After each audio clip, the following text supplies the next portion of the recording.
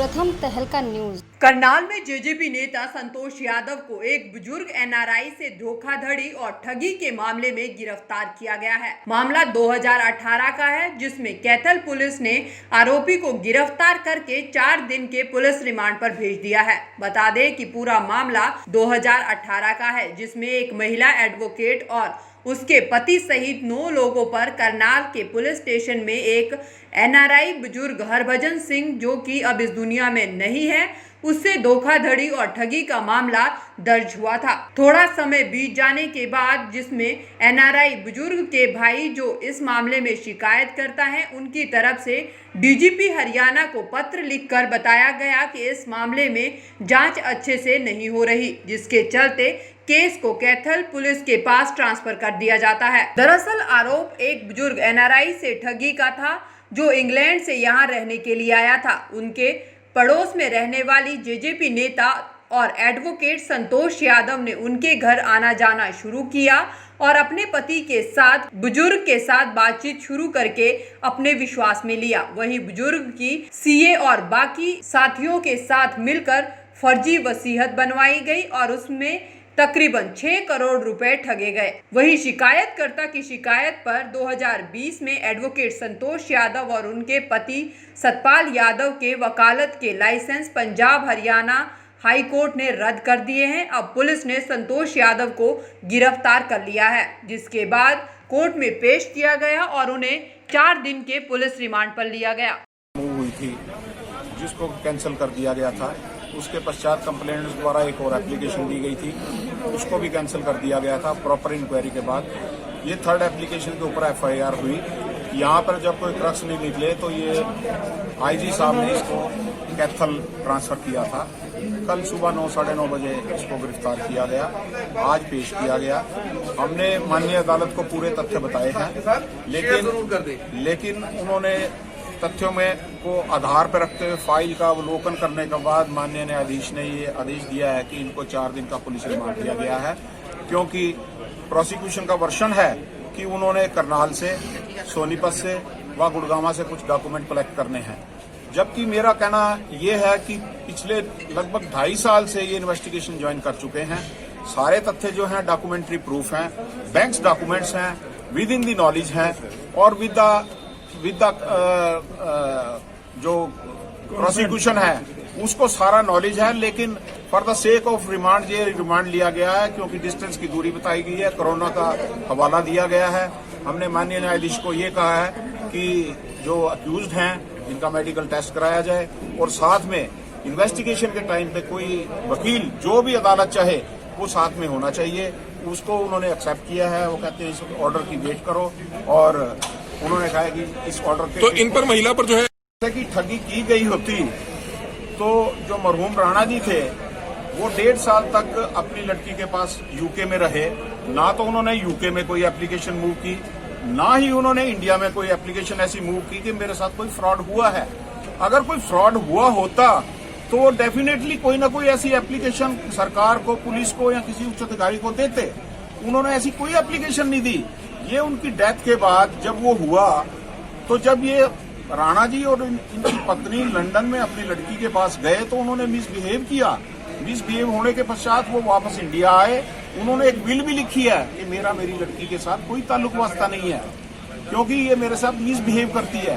Under the garb of कोई relation है, वो इनकी प्रॉपर्टी को है खत्म करना चाहते हैं। अब जो कानून के मध्य तो 4 दिन का रिमांड लिया गया। 4 दिन का रिमांड लिया। आपका नाम सर? बार ने लाइसेंस भी कैंसिल किए दोनों पति पत्नी के। बार ने कैंसिल नहीं किया, ये बार काउंसिल ऑफ हरियाणा ने कैंसिल किया था।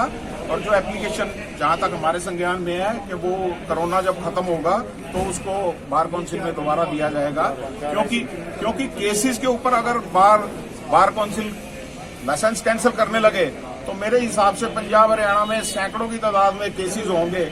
तो वो गलत तथ्यों के आधार पर उनका लाइसेंस कैंसिल किया गया है। लेकिन कोरोना करके क्योंकि बार काउंसिल की मीटिंग नहीं हो रही, जैसे ही वो बार काउंसिल ये कोरोना से बाहर आएगा, बार काउंसिल में रिप्रेजेंटेशन दिया जाएगा कि ये लाइसेंस जो है वो गलत तरीके से कैंसिल। संतोष यादव यहाँ करनाल की एडवोकेट, हमारी वो लॉयर सिस्टर है, but she is among the accuse out of 9 accuse. ये एफआईआर ये सरदार मुदीप सिंह खड़े हैं कुलवैड़ी से, इनकी रियल नीस की कंप्लेनेंट है और ये उसके जीपीए है। वो जो इसमें मरने वाले सरदार एच.एस. दुराना थे वो इनकी बुआ जी के लड़के थे और वो ब्रिटिश नेशनल थे और वहाँ वो ऑटो के इंजीनियर थे। वहाँ से 25 करोड़ रुपए कमा के अपनी वाइफ के साथ 2011 में वो इंडिया आए। हो सकता है मेरे लाइट दोस्त चोपड़ा जी ने पूरे फैक्ट्स या पढ़े नहीं या इनको बताए नहीं गए। ये इनकी बात कहना बिल्कुल निराधार और गलत है। एफआईआर जो दर्ज हुई शुरू में ओरिजिनली एफआईआर, उस एफआईआर को किस वजह से किस कारण से आई डोंट नो उसको फाइल करने की कोशिश की गई थी, परंतु वो डीजीपी साहब की इंटरवेंशन से उसी एफआईआर में कोई दोबारा दरखास्त नहीं आई। उसी एफआईआर की दोबारा इन्वेस्टिगेशन चलते हुए और इन्वेस्टिगेशन में जब इनके खिलाफ कोई कॉग्निजेबल ऑफेंसेज पाए गए उसके आधार पे आज पुलिस ने इनको गिरफ्तार करके यहाँ पेश किया है और 23 तारीख तक का पुलिस ने रिमांड दिया है। और इसमें अकेली संतोष यादव, वकील हमारी बहन संतोष यादव ही मुलजम नहीं है, इसके अंदर 9 मुलजम है। बैंक मैनेजर भी है, बैंक मैनेजर की वाइफ भी है और जो उनकी उस टाइम सीए होती थी लड़की वो भी मुलजम है। और उसके साथ साथ और एक हमारे वकील साथी हैं अपना पवनदीप भी एक्यूज है, उसकी मदर भी एक्यूज है, उसकी सिस्टर भी एक्यूज है। इसके अंदर 9 एक्यूज हैं और ये 25 करोड़ रुपए में से मैं नक्सर में आपके नोटिस में दे दूं कि 2 बैंकों में उनका अकाउंट था। जब से कुछ लोग ये इनके नजदीक आए उसको किस तरीके से, क्योंकि वो 88 इयर्स ओल्ड मैन था, फीबल सेंसेस थी एट द स्टेज, और उस अमाउंट को 18 बैंकों में ट्रांसफर करा के और उसकी डिफरेंट एफडीज बनवा के और उसकी धोखाधड़ी से तहसील के अंदर जीपीए भी करा के, और ये बड़ी स्टेज है कि जीपीए का बड़ा ये विल, रजिस्टर्ड विल के बारे में जो उसके जिसको उसके बारे में उसका अमाउंट या कोई भी प्रॉपर्टी जानी है वो उस विल को ना लिख सकते ना कुछ। और उसमें it is very unfortunate Santosh Yadav is the executor of that will. और बेनिफिशरी कौन है? उसकी 2 जो सीए थी, एक दिल्ली में और एक ये करनाल में। और दिल्ली वाली जो उसकी बेनिफिशरी वो थी सीए, वो करनाल कोर्ट में आके अपना एफिडेविट और बयान देगी कि जी मुझे ना कोठी में सच्चाई है ना मेरा कोई लेना देना नहीं इनसे। उस शरीफ आदमी के जो यहाँ हिंदुस्तान में आया था कि ये मेरी वतनी जमीन है, यहाँ आके बुढ़ापा में अपना गुजारूंगा, और किस तरीके से उससे लगभग 6 करोड़ के करीब रुपया हड़प कर लिया। और हड़प सारा ही होता पर वो तो टाइमली हाई कोर्ट में पिटीशन फाइल की गई। माननीय हाई कोर्ट के आदेश से 14 करोड़ के लगभग पैसा वहाँ वापस इंग्लैंड चला गया। और उस ऑर्डर के अगेंस्ट भी संतोष यादव और पवनदीप जी ने, इन दोनों ने एलपीए फाइल की हाई कोर्ट में। हाई कोर्ट, माननीय हाई कोर्ट डीबी बेंच ने, जस्टिस महेश ग्रोवर जी उस बेंच में हेड थे, और उन्होंने वो लिमनी में डिसमिस करके बकायदा इनको वहां पर कोर्ट के अंदर अब्यूज किया गया। तो अब सर 4 दिन का रिमांड लिया गया है आज 4 दिन का रिमांड पुलिस ने लिया है। और पुलिस उसमें जो अपनी